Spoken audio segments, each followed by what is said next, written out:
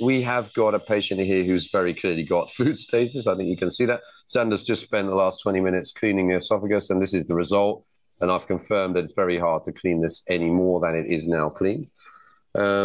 Just show the more. I mean, it's interesting for people watching. This is sort of that papier-mâché esophagus type appearance. Now just drive down.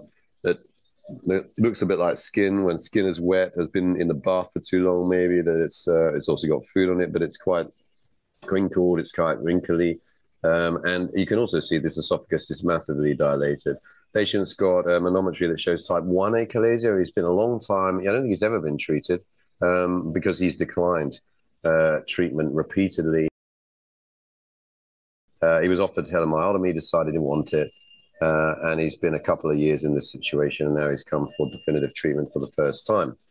So lucky us that we got him to come today, I think, because he was definitely up and down about it and not sure if he wanted to. That's also patient safety, as you already said. So I don't think this is a good case for training, but it's a good case for demonstration that it's not always as easy, even for people that have a lot of experience. But another question, building on that, Mihai, would you be happy for this to be your first case, for example? Or would you be like, come on, be serious? Let's just pause the training discussion. I want to come back to it. It's really excellent, but let's just pause it for a real deep dive into technique here. Observation skills are his knife is miles away from the tip of the skull. He's going in a long way with his knife. You don't normally work with your knife so far away from the tip of the skull, because if you think about the physics of it, when you make any movement, the further away you are, the more exaggerated that movement. And this is, you just said, it's got to be critical tip control. But he's being forced to use the knife further out than he would normally use it. He normally would have it as close as possible, but the space is not big enough. So you've all said that. Close. There's one more thing that is dramatically different, inject, between what I'm doing here and what I've been doing above and what I've been doing in the other procedure. Hooking fibers and pulling back on them.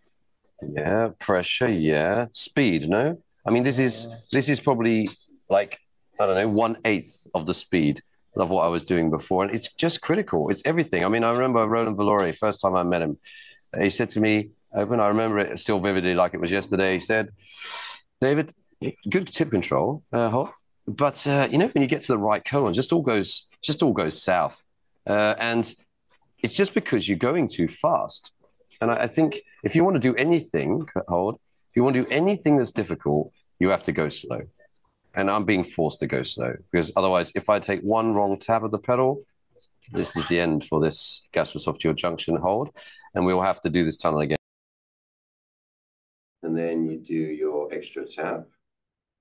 Then you inject in there. So then I think this worked then, but of course there wasn't much playing. Then I thought it went very nicely, because you put it in, and then I said to you, oh, you wanted to start like this, I think. Like, no, you want to go in this direction. Mm-hmm. So then I got you to stretch in that direction, although this was the one we did the wrong way. So, I mean, even in that small thing, no, there was quite a bit of learning for you, I think. And I think, I don't know whether the others have any comments on that, Locke or John. Well, I really enjoyed it, David, because it was, well, I would enjoy it because it was technical challenge and how you overcome technical challenges. I appreciate the fellow doesn't feel great because they didn't have the hand of the scope, but part of the learning is to recognize when something is beyond your capability and understand that it's not for you. So